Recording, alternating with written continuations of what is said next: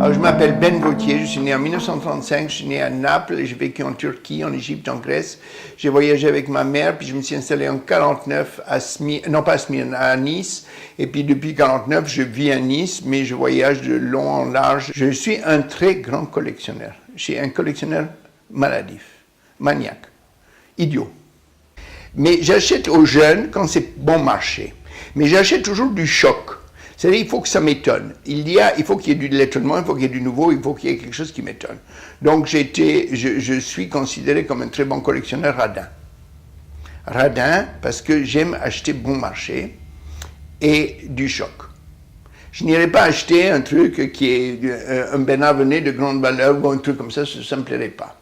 J'achèterai un jeune j'ai jamais vu ça avant, c'est nouveau, c'est pas mal, je le prends, combien tu le vends? Il me dit 1000 euros, je dis c'est trop cher. 500 euros, 300 euros, ça va. Alors, bien sûr, maintenant, on ne trouve plus rien à 300 euros. Mais je continue à acheter. Alors, qu'est-ce que j'ai acheté? Mon premier achat, mes premiers achats, c'était les meilleurs. J'ai été le premier acheteur d'un Christo. Christo n'avait jamais vendu une pièce, et quand il a voulu rentrer un nouveau réalisme, je lui avais dit, je veux acheter une pièce. Et je lui ai envoyé 500 francs, l'époque très très bon marché, 2 ou 3 mois de suite, et il m'a envoyé un très beau Christo. Et moi, comme un con, quand c'est venu le moment où il y a eu du succès, Otto-Hahn est venu me l'acheter. En fin de compte, l'art, je déteste. Voilà, j'ai commencé par vous dire ça, pourquoi l'art, je déteste. Je déteste l'art parce qu'en fin de compte, l'art, il n'y a que de l'ego derrière. Même les plus grands non-égoïstes sont des super-égos. Même les non-égaux existent. Même l'anti-égo, c'est de l'ego. Même quand je dis merde à l'art, c'est de l'ego quand même. C'est être le premier à dire merde à l'art, tout ça. Et tout ça, c'est quand même l'ego toujours derrière. Donc l'art est enfermé dans un ego. Pour quitter l'art, il faut se suicider. Il y a Virginia Woolf qui s'est suicidée, Rothko qui s'est suicidé, Bernard Buffet s'est suicidé. Tous ces gens se sont suicidés différemment. Bon. Et jamais ils ont dit je me suicide à cause de l'art.